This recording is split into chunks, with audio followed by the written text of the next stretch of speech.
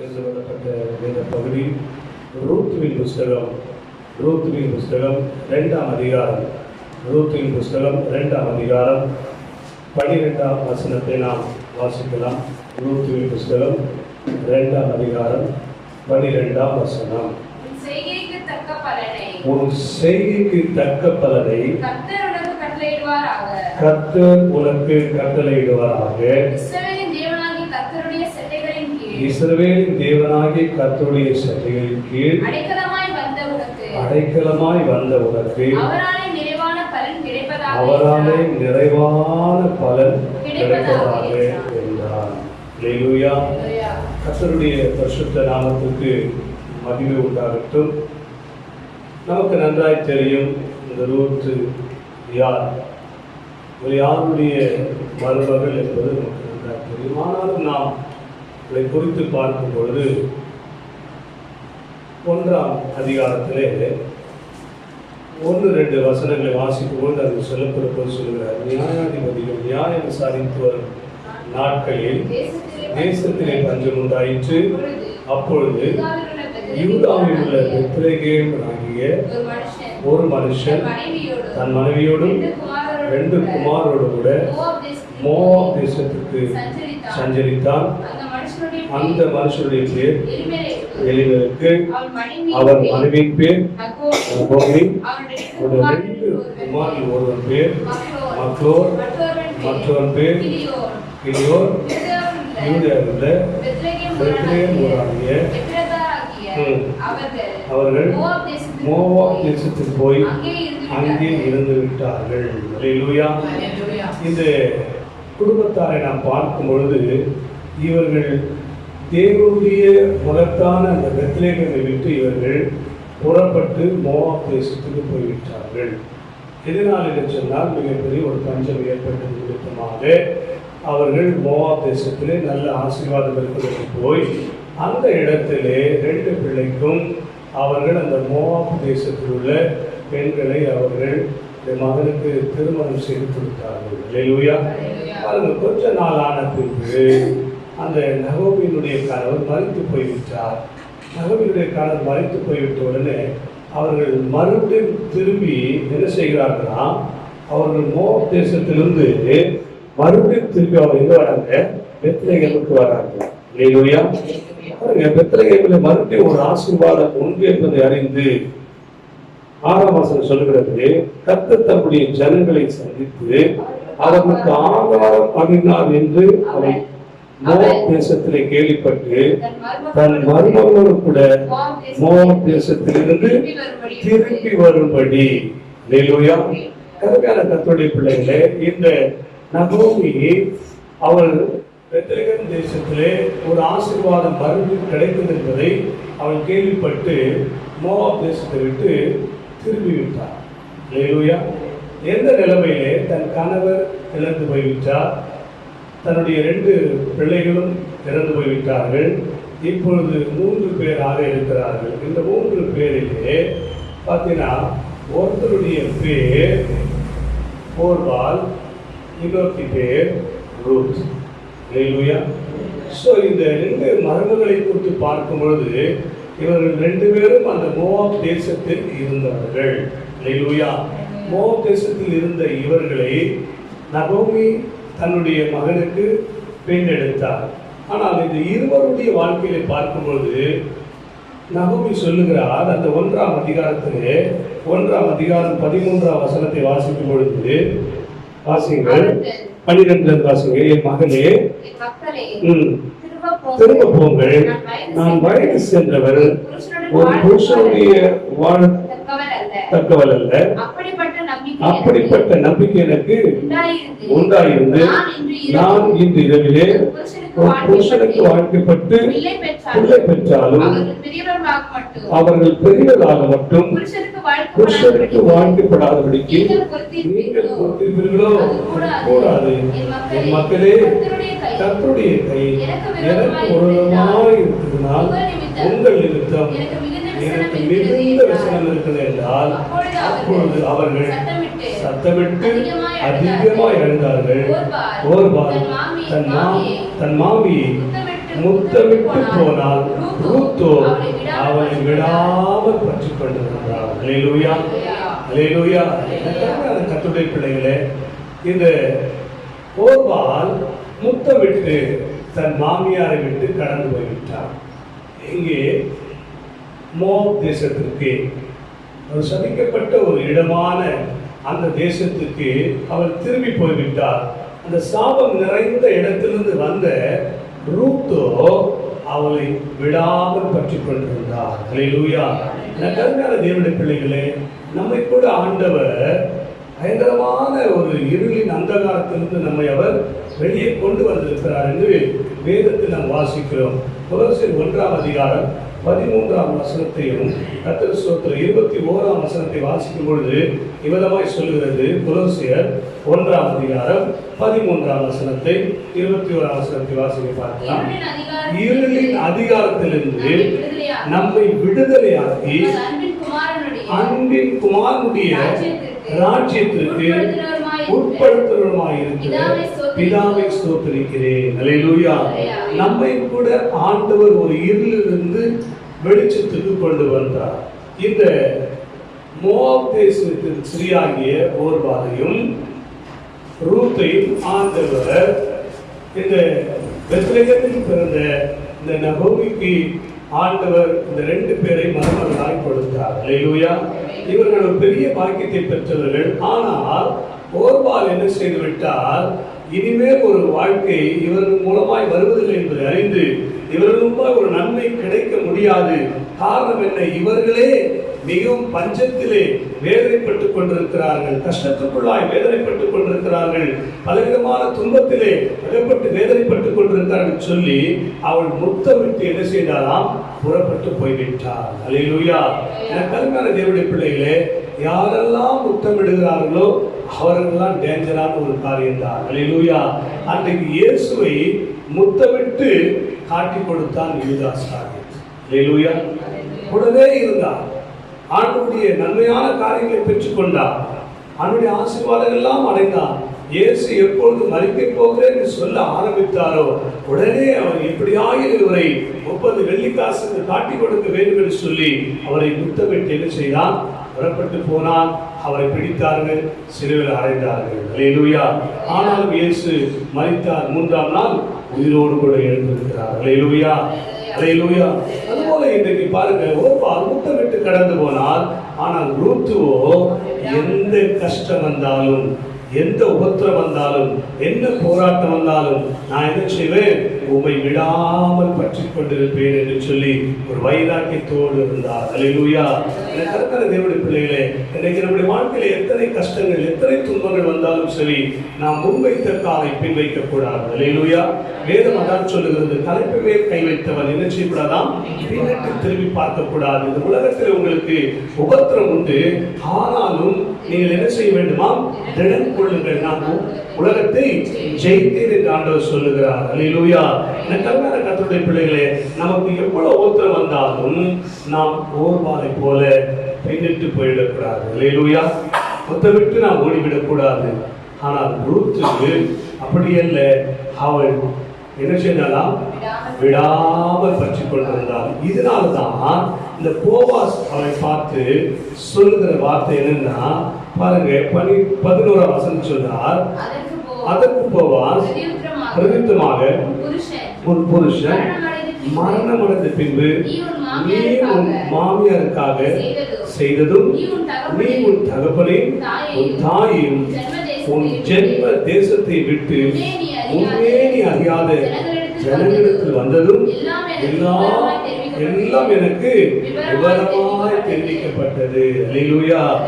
அவன் எப்படிப்பட்ட காரியங்களை செய்திருக்கான்னு சொன்னால், அதற்கு போவாஸ் விருத்தமாக, உன் புருஷன் மரணம் அடைந்த பின்பு நீ உன் மாமியாருக்காக செய்தது, அல்லேலூயா, செய்ததும், நீ உன் தகப்பனையும் உன் தாயும் உன் ஜென்ம தேசத்தையும், தகப்பனையும் தாயும் ஜென்ம தேசத்தையும் விட்டு நீ என்ன செய்கிறாய்?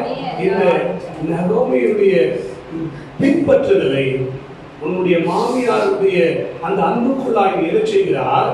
எப்பொழுது கட்டப்பட்டிருக்கிற ஒரு மகளா இருக்கிறபடினாலே அவர் சொல்றாரு, உன் செய்கைக்கு தக்க பலனை கர்த்தர் உனக்கு கட்டளையிடுவாராக. அல்லேலூயா. உன் செய்கை சாதாரணதல்ல. ஏன்னா உன்னுடைய தகப்பனையும் உன் தாயும் உன் ஜென்ம தேசத்தையும் நீ என்ன செய்து விட்டாய்? விட்டு விட்டு வந்திருக்கிறாய். அல்லேலூயா.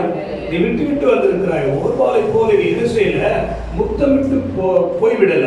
நீ என்ன பண்ணிருக்கிற? விடாமல் பற்றி கொண்டிருக்கிற. உன்னுடைய தகப்பனை விட்டு விட்டாய், உன் தாயை விட்டு விட்டாய். ஏன்னா உன்னுடைய ஜென்ம தேசம், இந்த ஜென்ம தேசத்தை விட்டு நீ என்ன செய்திருக்கிறாய்? விடாமல் பற்றி கொண்டிருக்கிறது நான் அறிந்தபடினாலே உன் செய்கைக்கு தக்க பலனை கர்த்தர் உனக்கு கட்டளையிடுவாராக. அல்லேலூயா. கருமையான தேவனுடைய பிள்ளைகளே, இன்றைக்கு நம்முடைய ஜென்ம சுவாபங்களை விடாமல் இருக்கிறோம்.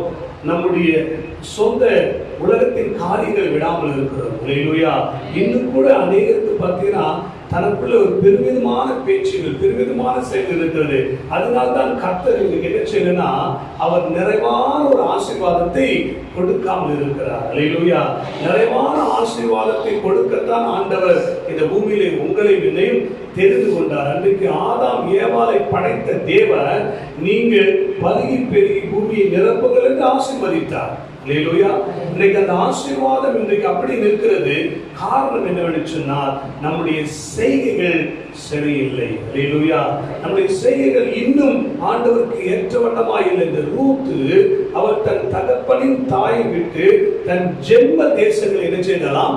விட்டு விட்டு வந்தார். இதுதான் கர்த்தர் நீங்க ஆதியாகம புத்தகத்துல பார்க்கும்போது 12ஆம் அதிகாரத்துல ஆண்டவர் ஆபிரகாமுக்கு அவர் தரிசனமாய் சொல்லுவதை பார்க்க முடிகிறது. வாசிகள் ஆதியாகம புத்தகம் 12ஆம் அதிகாரம் 1-2 வசனம். கர்த்தர் ஆபிரகாமை நோக்கி, நீ உன் தேசத்தையும் உன் இனத்தையும் உன் தகப்பன் வீட்டையும் விட்டு புறப்பட்டு நான் உனக்கு காண்பிக்கிற தேசத்திற்கு போ. அல்லேலூயா. கர்த்தர் ஆபிரகாமுக்கு தரிசனமாகி சொல்லுகிறார், நீ உன்னுடைய தேசத்தையும் இனத்தையும் உன் தகப்பன் வீட்டையும். அல்லேலூயா. நீ உன் தேசம். இங்கே இந்த ரூத்துடைய வாழ்க்கையில பார்க்கும்போது அவர் என்ன செய்கிறாராம்? உன் ஜென்ம தேசம். அல்லேலூயா. உன்னுடைய தேசம் அது மோவாப் தேசம். எப்படிப்பட்டது என்று சொன்னால் ரொம்ப மோசமான ஒரு தேசம். அல்லேலூயா. இந்த மோவாப்புடைய சரித்திரத்தை நாம் பார்ப்போமானால் இந்த மோவாப்பு அம்மோனி எப்படி வந்தார்கள் அப்படின்றத பார்க்கும்போது நீங்க வேதத்தில் ஆதியாகம 19ஆம் அதிகாரத்துல 36, 37, 38 பார்த்தீங்கன்னா அங்கே லோத்தின் மூலமாக பார்த்தீங்கன்னா தன்னுடைய மகளோடு கூட அங்கே இருந்தபடினாலே அந்த மகள்கள் என்ன செய்தார்கள்? வேறு புருஷன் இல்லையே என்பதற்காக தகப்பனையே அவர்கள் கை கொண்டு நடந்து விட்டார்கள். அதனால் பிறந்த பிள்ளைகள் தான் இந்த மோவாபியர் என்று பார்க்கிறோம். அல்லேலூயா.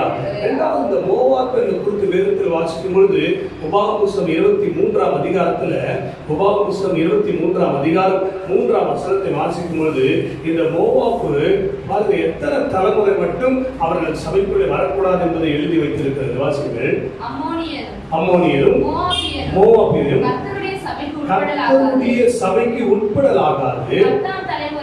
10ஆம் தலைமுறையிலும் என்றைக்கும் அவர்கள் கர்த்தருடைய சபைக்கு உட்படலாகாது. இந்த மோவாபியரும் சரி அம்மோனியரும் சரி இவர்கள் கர்த்தருடைய சபைக்கு உட்படவே முடியாது. 10 தலைமுறை ஆனாலும் இவர்கள் சபைக்குள்ள என்ன பண்ண முடியாது?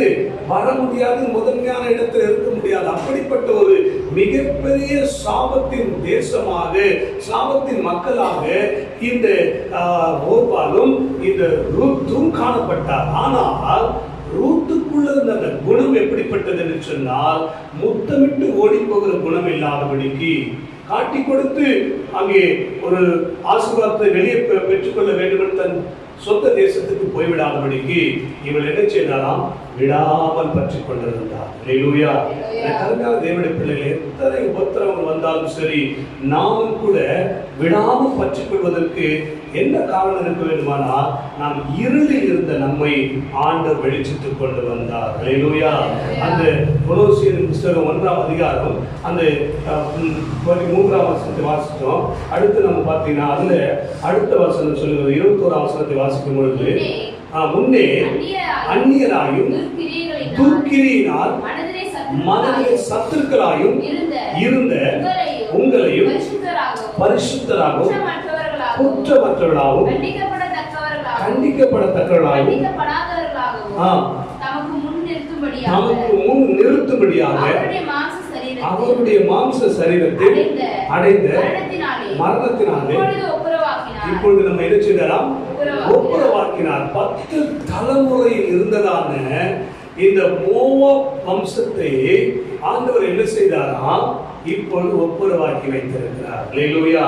நாமும் ஒரு காலத்தில் சபிக்கப்பட்டவர்களாய், துர்க்கிரி உள்ளவர்களாய், கர்த்தருக்கு புறம்பானவர்களாய் நாம் வாழ்ந்து கொண்டிருக்கும். பாளையத்துக்கு புறம்பாய் கிடந்த நம்மை தான் ஆண்டவர் இன்றைக்கு என்ன செய்திருக்கிறார்? அவர் கிட்டி சேர்த்திருக்கிறார் என்று பார்க்கிறோம். இதற்கு என்ன காரணம் சொன்னா, அவரை உறுதியாய் பற்றி கொள்வதனால்தான் இந்த ஆசீர்வாதம். அல்லேலூயா. விடாமல் அவர் பற்றி கொண்டிருந்தார், விடாமல் பற்றி கொண்டிருந்தார். அந்த விடாமல் பற்றி கொண்டிருந்தபடினால் தான் உண்மையாகவே ஒரு ஆசீர்வாதம். எப்படி அவர் விடாமல் பற்றி கொண்டிருந்தாலும் வாசிங்க, அந்த ரூத்தின் புத்தகம் 1ஆம் அதிகாரத்துல 15, 16, 17 வசனத்தை வாசிங்க. அப்பொழுது அவர், இதோ உன் சகோதரி தன் ஜனங்களிடத்திற்கு தன் தேவனிடத்திற்கும் திரும்பி போயிட்டாலே, நீயும் உன் சகோதரின் பிறகு திரும்பி போயிருந்தால் அதற்கு ரூத்து, நான் உம்மை பின்பற்றாமல் உம்மை விட்டு திரும்பி போவது குறித்து என்னோட பேச வேண்டாம். நீ போகும் இடத்திற்கு நானும் வருவேன், நீ தங்கும் இடத்திலே நானும் தங்குவேன். உம்முடைய ஜனம் என்னுடைய ஜனம், உம்முடைய தேவன் என்னுடைய தேவன். நீ மரணமடையும் இடத்திலே நானும் மரணமடைந்து அங்கே அடக்கம் பண்ணப்படுவேன். மரணமே இல்லாமல் வேறொன்றும் உம்மை விட்டு என்னை பிரித்தால் கர்த்தருக்கு சரியாகவும் அதற்கு அதிகமாகவும் எனக்கு என்ன செய்வாராம்? செய்ய கடவார் என்றார். அல்லேலூயா. இவ்வளவு பெரிய வைராக்கியம் பாருங்க, சாதாரண வைராக்கியம் அல்ல. அல்லேலூயா. கர்த்தர் சொல்றார், அதற்கு நான் உம்மை பின்பற்றாமல் உம்மை விட்டு திரும்பி போவதை குறித்து என்னோட என்ன பண்ணக்கூடாது? பேசவே கூடாது. நீ போகும் இடத்துல தான் நான் வருவேன், நீ தங்கும் இடத்துல தான் நான் தங்குவேன். அல்லேலூயா. பாருங்க, நீ உன்னுடைய ஜனம் தான் என்னுடைய ஜனம், உன்னுடைய தேவன் தான் என்னுடைய தேவன். எல்லாம் நம்முடைய வாழ்க்கையில ஆரம்பத்துல நல்ல உடன்படிக்கை நாம் பெற்றுக்கொண்டுதான், உடன்படிக்கை நாம் கை கொண்டுதான் கடந்து வந்தோம். ஆனால் இப்பொழுது நாம் எப்படி இருக்கிறோம்? உபத்திரவங்கள், போராட்டங்கள், பிரச்சனைகள் வந்த உடனே இந்த உடன்படிக்கையிலிருந்து நாம் வெளியே வந்திருக்கிறோமா இல்லைன்னு சொன்னா அந்த உடன்படிக்குள்ளவே நாம் இருக்கிறோமா என்பது என்ன பண்ண வேண்டும்? ஆராய்ந்து பார்க்க வேண்டும். அல்லேலூயா. அவர் சொல்றாரு, நீ மரணமடையும் இடத்திலே நானும் மரணமடைந்து அங்கே நான் என்ன செய்வேன்?